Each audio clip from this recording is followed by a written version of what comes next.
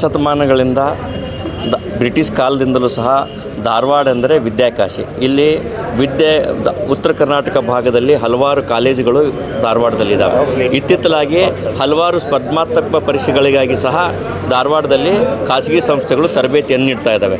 ಆದರೆ ಇತ್ತೀಚಲಾಗಿ ಕಳೆದ ಒಂದು 2-3 ವರ್ಷದಿಂದ ಈ ಖಾಸಗಿ ವಿದ್ಯಾಸಂಸ್ಥೆಗಳಲ್ಲಿ ಓದ್ತಾ ಇರತಕ್ಕಂಥ ತರಬೇತಿ ಪಡಲಿಕ್ಕೆ ಬಂದಿರತಕ್ಕಂಥ ವಿದ್ಯಾರ್ಥಿಗಳನ್ನು ಪ್ರಚೋದಿಸಿ ಅವರನ್ನು ತಪ್ಪು ಮಾರ್ಗಕ್ಕೆ ಎಳೆದು ಕೆಲವು ಜನ ಬೇರೆ ಊರಿಂದ ಬಂದು ಬೆಂಗಳೂರು, ಮೈಸೂರು, ಮಂಡ್ಯಗಳಿಂದ ಎಲ್ಲ ಬಂದು ಇಲ್ಲಿ ಧಾರವಾಡದಲ್ಲಿ ತಿಂಗಳುಗಟ್ಟಲೆ ಕ್ಯಾಂಪ್ ಮಾಡಿ ಅವರಿಗೆ ಪ್ರಚೋದನಾತ್ಮಕ ಬರಹಗಳನ್ನು ಕೊಡೋದು, ಪ್ರಚೋದಾತ್ಮಕ ಭಾಷಣಗಳನ್ನು ಅವ್ರನ್ನ ಮಾಡಿ ಅವ್ರನ್ನ ಸಂಘಟನೆ ಮಾಡಿ ಅನಗತ್ಯವಾಗಿ ಅವರನ್ನು ಬೀದಿಯಲ್ಲಿ ಹೋರಾಟಕ್ಕೆ ಕರೆದುಕೊಂಡು ಬರ್ತಾ ಇದ್ದಾರೆ. ಇದರಿಂದ ಧಾರವಾಡದ ಮೂಲವಾಸಿಗಳಿಗೆ ದಿನನಿತ್ಯದ ಸಮಸ್ಯೆ ಆಗಿದೆ. ರಸ್ತೆ ಬಂದ್, ಮತ್ತು ನೀವು ನೋಡಿರ್ಬೋದು ಈಗ ಜಯನಗರ ವಿದ್ಯಾನಗರದಲ್ಲೆಲ್ಲ ಇದೊಂದು ದೊಡ್ಡ PGಗಳ ಲಾಬಿ. ಅಲ್ಲಿ ಯಾವುದು ಮೂಲ ಸೌಕರ್ಯ ಇಲ್ಲ. ಆ ವಿದ್ಯಾರ್ಥಿಗಳು ಮಾಡ್ತಾ ಇರ್ತಕ್ಕಂಥ ಹೊಡೆದಾಟಗಳು ಇದು ಒಂದು ಪೊಲೀಸ್ ವ್ಯವಸ್ಥೆಗೆ ಮತ್ತು ನಾಗರಿಕ ಸಮಾಜಕ್ಕೆ ಒಂದು ದೊಡ್ಡ ತಲ್ಲೀವಾಗಿದೆ. ಆದ್ದರಿಂದ ನಾವು ಏನು ಒತ್ತಾಯ ಮಾಡ್ತಾ ಇದ್ದೇವೆ ಅಂದರೆ ಈ ಥರದ ಸಂಘಟನೆಗಳನ್ನು ಮತ್ತು ಈ ಥರದ ವ್ಯಕ್ತಿಗಳನ್ನು ಧಾರವಾಡಕ್ಕೆ ಬರಲಿಕ್ಕೆ ಬಿಡಬಾರ್ದು ಮತ್ತು ಶಾಂತಿಯುತವಾಗಿ ಅವರು ಏನಾದರೂ ಪ್ರತಿಭಟನೆ ಮಾಡೋದಿದ್ದರೆ ಒಂದು ಸ್ಥಳದಲ್ಲಿ ಮಾಡಬೇಕು. ರಸ್ತೆ ರೋಕು ಸಂಪೂರ್ಣವಾಗಿ ಬಂದ್ ಆಗಬೇಕು ಅಂಥೇಳಿ ನಾವೆಲ್ಲ ಧಾರವಾಡ ನಾಗರಿಕರ ಪರವಾಗಿ ಪೊಲೀಸ್ ಕಮಿಷನರಿಗೆ ಒತ್ತಾಯ ಮಾಡಲಿಕ್ಕೆ ಬಂದಿದ್ದೇವೆ. ಪೊಲೀಸ್ ಕಮಿಷನರು ಈ ಕುರಿತು ಸೂಕ್ತ ಕ್ರಮ ಕೈಗೊಳ್ತಾರೆ ಅಂಥೇಳಿ ನಾವು ನಂಬಿದ್ದೇವೆ. ಈಗ ಪೊಲೀಸ್ ಕಮಿಷನರ್ ಬಂದ ಮೇಲೆ ಅವ್ರ ಜೊತೆಗೆ ವಿಶದವಾಗಿ ನಾವು ಇದು ಚರ್ಚೆ ಮಾಡ್ತೇವೆ ಮತ್ತು ಇದಕ್ಕೊಂದು ರೆಗ್ಯುಲೇಷನ್ ಬರಬೇಕಾಗುತ್ತೆ. ಈ ಖಾಸಗಿ ವಿದ್ಯಾಸಂಸ್ಥೆಗಳು ಮಾಡ್ತಾ ಇರ್ತಕ್ಕಂಥ ಅನ್ಯಾಯ ಅಕ್ರಮ ಮೊನ್ನೆ ಕಳೆದ ಒಂದು ತಿಂಗಳ ಹಿಂದೆ ನಾನೇ ಒಂದು ಪ್ರೆಸ್ ಮೀಟ್ ಮಾಡಿ ಹೇಳಿದ್ದೀನಿ. 110 ಕೋಟಿ ರೂಪಾಯಿಗಳಷ್ಟು ಮಿಸ್ಅಪ್ರಾಪ್ರಿಯೇಷನ್ ಆಗಿದೆ. ಖಾಸಗಿ ಸಂಸ್ಥೆಗಳು SC ST ವಿದ್ಯಾರ್ಥಿಗಳಿಗೆ ತರಬೇತಿ ನೀಡ್ತೇವೆ ಅಂಥೇಳಿ ಆ ವಿದ್ಯಾಸಂಸ್ಥೆಗಳೇ ಇಲ್ಲ. ಇಲ್ಲೇ ಆ ಸಂಸ್ಥೆಗಳಿಗೆ ಏನು ಇದುವರೆಗೂ ಒಬ್ಬ ಕ್ಲಾರ್ಕ್ ಸಹ ಆಗಿಲ್ಲ. ಅಂಥ ಸಂಸ್ಥೆಗಳು IAS IPS ಮಾಡ್ತೀವಿ ಅಂಥೇಳಿ ಕರ್ನಾಟಕ ಸರ್ಕಾರದ ಸೋಷಿಯಲ್ ವೆಲ್ಫೇರ್ ಡಿಪಾರ್ಟ್ಮೆಂಟಲ್ಲಿ 110 ಕೋಟಿ ರೂಪಾಯಿ ದುಡ್ಡು ತೊಗೊಂಡಾರೆ. ಸೊ ಈ ಥರದ ಅನ್ಯಾಯ ಅಕ್ರಮಗಳು ಇನ್ಮೇಲೆ ಆಗಬಾರ್ದು ಅಂದರೆ ಇವು ಒಂದು ಕಡಿವಾಣ ಹಾಕಬೇಕಾಗಿದೆ.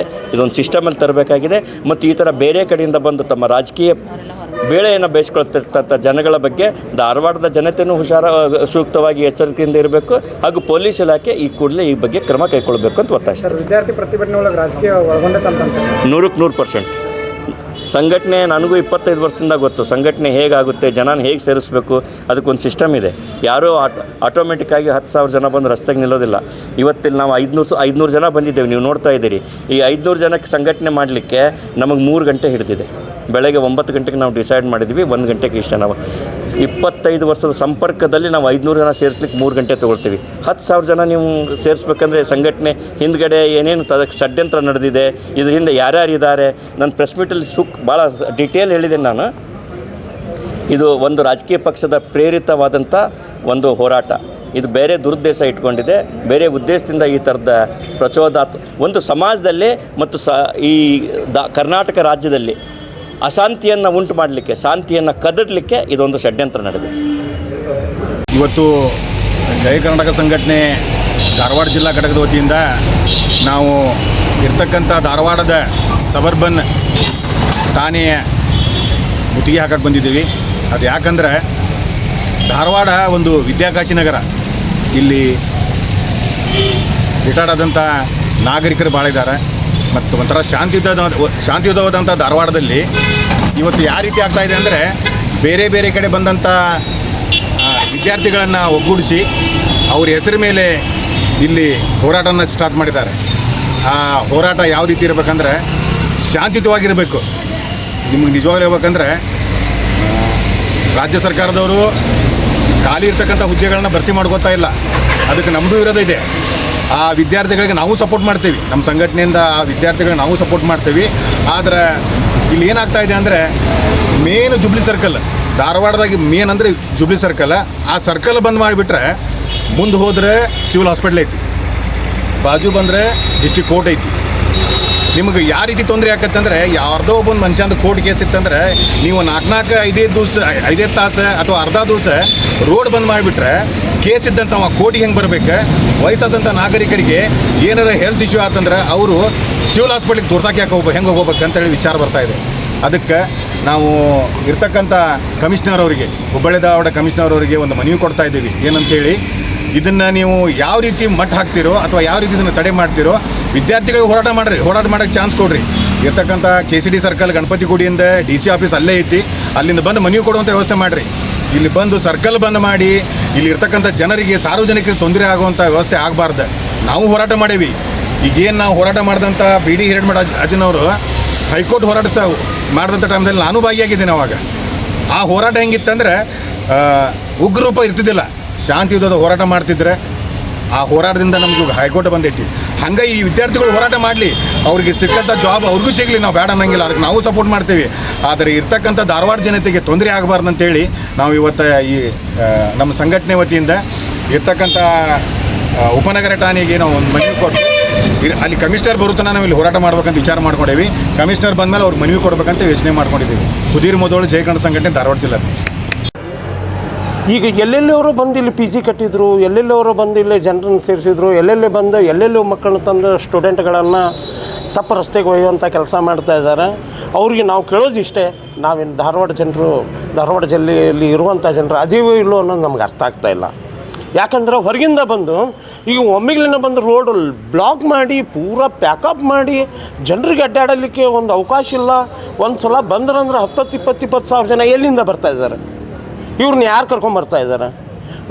ನಾನೇ ಇಲ್ಲಿ 25-30 ವರ್ಷದಿಂದ ನಾನು ಸಂಘಟನೆಯಲ್ಲಿ ಇದು ಕೆಲಸ ಮಾಡ್ತಾಯಿದ್ದೀನಿ. ನಾವು ಬಡದಾಡಿ ತೊಗೊಂಡು ಬಂದು ನಿಂತ್ಕೊಂಡು ಕೆಲಸ ಮಾಡಿದ್ರೆ ಅದು ಸಂಘಟನೆಕಾರರು, ಅದನ್ನು ಬಿಟ್ಟು ಹೊರಗಿನವರಲ್ಲ. ನಾವು ಸಂಘಟನೆಯನ್ನು ಮಾಡ್ತಾಯಿದ್ದೀವಿ, ಜನರ ಸಲುವಾಗಿ ಏನು ಹೋರಾಟ ಮಾಡ್ತಾಯಿದ್ದೀವಿ, ಆ ಜನರ ಜೊತೆಗೆ ಸೇರ್ಕೊಂಡು ನಾವು ಕೆಲಸ ಮಾಡ್ತಾಯಿದ್ವಿ. ಆ ಜನರು ನಾವು ಸೇರಿ ಬರ್ಬೇಕಂದ್ರೆ ಒಂದು ದಿವಸದ ಕೂಲಿ ಬಿಟ್ಟು ನಾವು ಇಲ್ಲಿ ಬರ್ತೀವಿ. ಯಾಕೆ ಬರ್ತೀವಿ ಅಂದ್ರೆ ಒಂದು ನ್ಯಾಯ ಸಿಗಲಿ ಅನ್ನೋ ಆಸೆಗೆ ಬರ್ತೀವಿ. ಯಾವನಿಗೇನು ಒಂದು ಕಪ್ ಚಹಾ ಕುಡಿಸಲ್ಲ, ಯಾವುದೋ ಒಂದು ಕಪ್ ಚಹಾ ಕುಡಿದೂ ಇಲ್ಲ. ಸಂಘಟನೆದಾಗ ಇರುವಂಥ ಸಿದ್ಧಾಂತ ಇವು. ಅದನ್ನು ಬಿಟ್ಟು 10 ಸಾವಿರ ಜನನ ಇವರು ತರುವಂಥ ಕೆಪಾಸಿಟಿ ಇಡ್ತಾರಂದರೆ ಅವ್ರ ಹಿಂದೆ ಯಾರು ಇರ್ಬೋದು? ಅದನ್ನು ಯಾಕೆ ಸರ್ಕಾರ ಅದಕ್ಕೆ ಗಮನ ಕೊಡ್ತಾಯಿಲ್ಲ? ಅದಕ್ಕೆ ಯಾಕೆ ಕಾಕಿ ಅರ್ಬಿ ಉಟ್ಟಂಥ ಪೊಲೀಸ್ ಅಧಿಕಾರಿಗಳು ಯಾಕೆ ಅದಕ್ಕೆ ಬೆನ್ನತ್ತಿ ನೋಡ್ತಾ ಇಲ್ಲ? ಹಿಂದೆ ಯಾರು ಅದಾರ ಅನ್ನೋದು ಯಾಕೆ ಗೊತ್ತಾಗ್ತಾ ಇಲ್ಲ?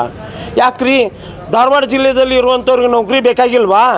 ಧಾರವಾಡ ಜಿಲ್ಲೆಯಲ್ಲಿ ಇರುವಂಥ ನಮ್ಮ ಮಕ್ಕಳು ಶಾಲೆ ಕಲ್ತಿಲ್ವಾ? ನಾವು ಅನ್ಪಡಾಗಿರ್ಬೇಕಾ? ಯಾಕೆ ನಮ್ಮ ಮಕ್ಕಳಿಗೆ ಕೊಡ್ರಲ್ಲ? ಧಾರವಾಡ ಜಿಲ್ಲಾದಾಗಿರುವಂಥ ಮಕ್ಕಳಿಗೆ ಶಾಲೆ ಕಲ್ತಿದ್ದಾರೆ, ಭಾಳ ಮಂದಿ ಕಲ್ತು ಮನೇಲಿ ಕುಂತಿದ್ದಾರೆ. ಅಂಥವ್ರಿಗೆ ಚಲೋ ನೌಕರಿ ಕೊಡ್ರಿ. ಅದನ್ನು ಬಿಟ್ಟು ಹೊರಗಿಂದ ಬಂದಂಥವ್ರಿಗೆ ನೀವು ಆದ್ಯತೆ ನೀಡೋದಾದ್ರೆ ನಾವು ಎಲ್ಲಿಗೆ ಹೋಗ್ಬೇಕು? ಇಲ್ಲಿ ಅವರು ಈಗ ಹೊರಗಿಂದ ಬಂದಂಥ ಜನರು ತಂದು ಕಾಸು ನಡಕ್ಕೆ ಕುಂದಿರಿಸಿ ರೋಡ್ನ್ಯಾಗ ಕುಂತು ಸ್ಟ್ರೈಕ್ ಮಾಡಿ ಅವ್ರ ಹಿಂದೆ ಯಾರು ಬೆನ್ನತ್ತಾರ, ಯಾರು ಮಾಡತ್ತಾರ ಅದ್ರ ಬಗ್ಗೆ ಲಕ್ಷಣ ಇಲ್ಲ. ಯಾವ ಉದ್ದೇಶ ಇರ್ಬೋದು ಸರ್? ಇದಕ್ಕೆ ನಾವು ಅನ್ನೋದೇನೆಂದ್ರೆ ಧಾರವಾಡ ಜನರು ಬರೀ ವಿದ್ಯಾಕಾಶಿ ಬರೀ ಅಭ್ಯಾಸ ಮಾಡಿ ಮನ್ಯಾಗ ಮಲಗ್ತಾರೆ ಅಂತಿದ್ರೆ ಅದು ತಪ್ಪು. ಉದ್ದೇಶ ಏನಿರ್ಬೋದು? ಇವ್ರ ಉದ್ದೇಶ ಅನ್ನೋದು ಸಾಹೇಬ್ರ ಉದ್ದೇಶ ಇವ್ರು ಏನದ ಅಂದ್ರೆ ನಾವು ಏನದೀವಿ ಅಂತ ತೋರ್ಸಕ್ಕೆ ಹೊರಗಿನ ಜನ ಇಲ್ಲಿ ಬಂದು ತೋರ್ಸಾಕತ್ತಾರ, ಅದು ತಪ್ಪು. ನಾವೇನಂತೀವಿ ಪೊಲೀಸ್ ಕಮಿಷನರ್ಗೆ ಅದ್ರ ಒಂದು ನಿಮಿಷ, ಅದರ ಜೊತೆಗೆ ನಾನು ಏನು ಹೇಳೋದಂದರೆ ರಾಜಕೀಯ ಷಡ್ಯಂತ್ರ ಐತೋ ಇಲ್ಲೋ ಅನ್ನೋಕ್ಕಿಂತ ಇವ್ರ ಬೆನ್ನೆಲುಬು ಯಾರು? ಅದನ್ನು ಕಂಡು ಹಿಡಿಬೇಕು ಯಾರು? ಕಾಕಿ ಅರ್ಬಿಯವರು ತಾನೇ. ಇವರು ಕಾಕಿ ಅರ್ಬಿಯವ್ರ ಮೇಲೆ ನಿಂತ್ಕೊಂಡು ದಬ್ಬಾಳಿಕೆ ಮಾಡ್ತಾ ಇದ್ದಾಗ ಪೊಲೀಸ್ ಡಿಪಾರ್ಟ್ಮೆಂಟ್ ಎಲ್ಲಿಗೆ ಹೋಗ್ಬೇಕು? ಹಾಂ, ಅವ್ರು ಎಲ್ಲಿಗೆ ಹೋಗಬೇಕು? ಅದನ್ನು ನೋಡ್ಕೊಂಡು ಮಾಡಬೇಕಲ್ಲ. ಅದಕ್ಕೆ ನಾವೇನಂತೀವಿ, ಇದರಿಂದ ರಾಜಕೀಯ ಕೈವಾಡ ಇದೆ, ರಾಜಕಾರಣಿಯವರು ರಾಜಕೀಯನ ಇಲ್ಲಿ ತೋರಿಸ್ತಾ ಇದ್ದಾರೆ. ದಯವಿಟ್ಟು ಧಾರವಾಡ ಜನರು ಇದೇನದಲ್ಲ, ಧಾರವಾಡ ಜಿಲ್ಲಾ ಜನರು ಭಾಳ ಒಳ್ಳೆಯವ್ರೂ ಅದಾರ. ಟೈಮ್ ಕೆಟ್ಟು ಬಂದಾಗ ಉಗ್ರವಾದ ಹೋರಾಟ ಮಾಡಲಿಕ್ಕೂ ತಯಾರಿರ್ತಾರೆ, ಹೋರಾಟದಲ್ಲಿ ಜೀವ ಕೊಡ್ಲಿಕ್ಕೂ ಗಟ್ಟಿ ಇರ್ತಾರೆ ಅಂತ ನಾನು ಹೇಳಕ್ಕೆ ಇಷ್ಟಪಡ್ತೀನಿ. ಇದ್ರ ಜೊತೆಗೆ ಏನದಲ್ಲ, ನಾವು ಈ ಶಾಲನ್ನು ಹಾಕ್ಕೊಂಡು ಯಾವತ್ತೂ ನಾವು ಹೋರಾಟ ಮಾಡುವಾಗ ಯಾವುದೇ ಅನ್ಯಾಯಕ್ಕೆ ನಾವು ಬಗ್ಗದೇ ಕೆಲಸ ಮಾಡ್ತೀವಿ. ಬೇಕಾದಂಥದ್ದಿರಲಿ, ಆ ಬಗ್ಗದಲ್ಲಿ ನಾವು ಕೆಲಸ ಮಾಡ್ತೀವಿ. ಕೆಲಸ ಯಾಕೆ ಮಾಡ್ತೀವಿ ಅಂದ್ರೆ ನಮ್ಮ ಜನರು ನಮ್ಮ ಜಿಲ್ಲೆಯಲ್ಲಿ ಏನು ಮಾಡ್ಬೇಕು ಕೆಲಸ. ಅಕಸ್ಮಾತ್ ನಮ್ಮ ಜಿಲ್ಲೆಯಲ್ಲಿ ಏನಾದ್ರು ಅನ್ಯಾಯ ಆದರೆ ಇವ್ರು ಎಲ್ಲೆಲ್ಲಿಂದ ಬಂದಾರಲ್ಲ, ಧಾರವಾಡ ಜಿಲ್ಲೆಯಲ್ಲಿ ಅನ್ಯಾಯ ಆದರೆ ಯಾವನಾದ್ರು ಕೂಗಿ ಎತ್ತಿದಾನ? ಯಾವನಾದ್ರು ಹೇಳಿದಾನ?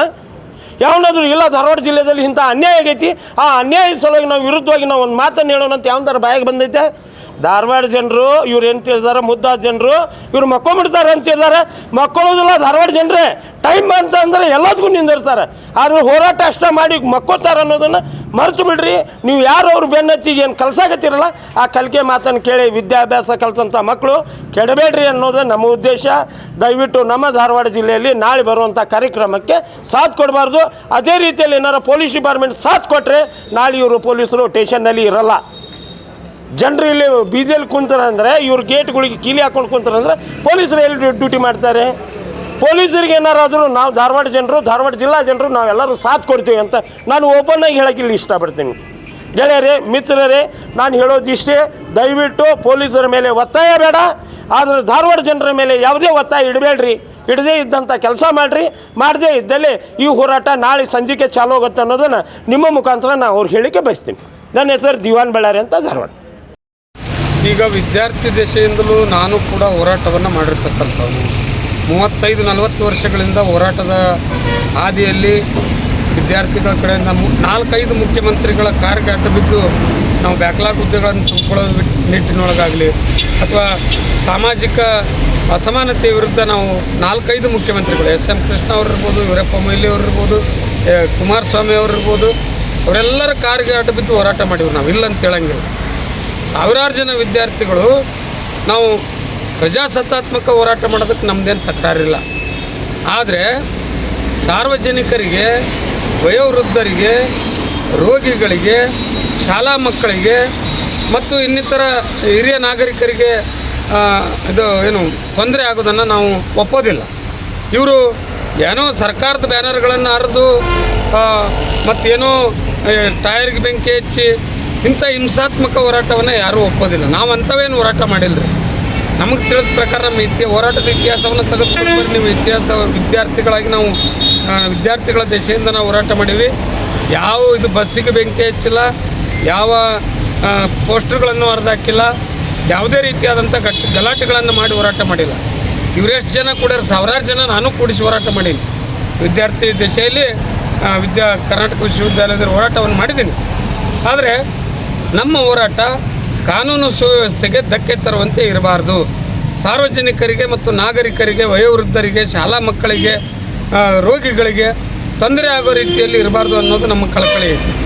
ಇವ್ರು ಕೇಳ್ತಾ ಇರೋದು ಸರಿ ಇದೆ. 2.85 ಲಕ್ಷ ಹುದ್ದೆಗಳನ್ನು ಕರ್ನಾಟಕ ಸರ್ಕಾರ ತುಂಬ್ಕೋಬೇಕಾಗಿದೆ, ತುಂಬ್ಕೋಬೇಕು, ಅದಕ್ಕೆ ನಮ್ಮದು ಬೆಂಬಲ ಇದೆ. ಆದರೆ ಹಿಂಸಾತ್ಮಕ ಹೋರಾಟವನ್ನು ನಾವೆಂದೂ ಒಪ್ಪೋದಿಲ್ಲ. ನೀವು ವಿದ್ಯಾರ್ಥಿಗಳಿಗೆ ಪ್ರಚೋದನೆ ಮಾಡಿ ಹಿಂಸಾತ್ಮಕ ಹೋರಾಟಕ್ಕೆ ಇಳಿಯೋದಾದರೆ ನಾವು ಅದನ್ನು ಒಪ್ಪೋ ಮಾತೇ ಇಲ್ಲ ಅಂತ ಹೇಳ್ತಾ, ಇವತ್ತು ನಾವು ಕಮಿಷನರ್ ಅವರಿಗೆ ಈ ಮುಂದೆ ಹಿಂಸಾತ್ಮಕ ಹೋರಾಟ ಆಗದಂತೆ ಅವರಿಗೆ ಅನುಮತಿಯನ್ನು ನೀಡಬಾರ್ದು. ಅವರು ಕೋರ್ಟಿಗೆ ಹೋಗಿ, ಬೇಕಾದ್ರೆ ಕೋರ್ಟ್ ಇದೆ, ಕೋರ್ಟಲ್ಲಿ ಚಾಲೆಂಜ್ ಮಾಡಲಿ, ಸರ್ಕಾರಕ್ಕೆ ನಿರ್ದೇಶನ ಕೊಡಿಸೋದಕ್ಕೆ ಅವಕಾಶ ಇದೆ. ಇಂಥ ಮತ್ತು ಶಾಂತಿಯುತ ಮಾರ್ಗದಲ್ಲಿ ಅವರು ಹೋರಾಟ ಮಾಡಿದ್ರೆ ನಮಗೆ ತಕರಾರಿಲ್ಲ. ಆದರೆ ಸಾರ್ವಜನಿಕರಿಗೆ ಯಾವುದೇ ರೀತಿಯಾದಂಥ ತೊಂದರೆ ಆಗಬಾರ್ದು ಅಂತೇಳಿ ನಾವು ಮನವಿ ಮಾಡ್ಕೊಳ್ತಾ ಇದ್ದೀವಿ. ವಿದ್ಯಾರ್ಥಿ ಮುಖಂಡರುಗಳಲ್ಲಿ, ವಿದ್ಯಾರ್ಥಿ ನಾಯಕರುಗಳಲ್ಲಿ, ಉದ್ಯೋಗಾಕಾಂಕ್ಷಿಗಳಲ್ಲಿ, ವಿಶೇಷವಾಗಿ ಉದ್ಯೋಗಾಕಾಂಕ್ಷಿಗಳು ಭಾಳ ಭಾವಾವೇಶಕ್ಕೊಳಗಾಗಿ ಹೋರಾಟ ಮಾಡ್ತಾರೆ. ಆ ಭಾವಾವೇಶದಿಂದ ಕಾನೂನು ಶಾಂತಿ ಸುವ್ಯವಸ್ಥೆ ಹಾಳಾಗೋದು ನಾವು ಒಪ್ಪೋದಿಲ್ಲ ಅಂತ ಹೇಳ್ತಾ ನನ್ನ 2 ಮಾತುಗಳನ್ನು ಮುಗಿಸ್ತೀನಿ. ದಲಿತ ಸಂಘರ್ಷ ಸಮಿತಿ ರಾಜ್ಯ ಮುಖಂಡರು ಮತ್ತು ಜೈ ಕರ್ನಾಟಕ ಸಂಘಟನೆ ಜಿಲ್ಲಾ ಗೌರವಾಧ್ಯಕ್ಷರು. ಜೈ ಭೀಮ್, ಜೈ ಭಾರತ್, ಜೈ ಕರ್ನಾಟಕ.